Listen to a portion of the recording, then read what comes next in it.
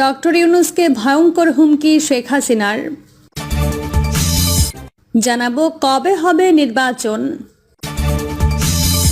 এবং সর্বশেষ জানাবো ভারতীয় ছকে ইসলামপন্থীদের উগ্র প্রমাণে সক্রিয় গোয়েন্দাদের একটি অংশ।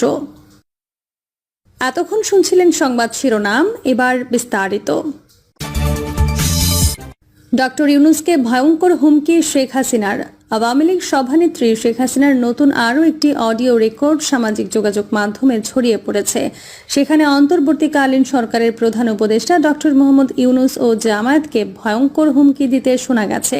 শুক্রবার 4 অক্টোবর নতুন এই কল রেকর্ডটি ফাঁস হয়েছে। ফাঁস হওয়া টেলিফোনের কথোপকথনে জানা যায়, গোপালগঞ্জ সদর ছাত্রলীগের যুগ্ম আহ্বায়কের সঙ্গে কথা বলেছেন শেখ হাসিনা। টেলিফোনে শেখ হাসিনা বলেন, 15 বছর দেশ চালাইছি, বেতন ভাতা বাড়াইছি, রেশন বাড়াই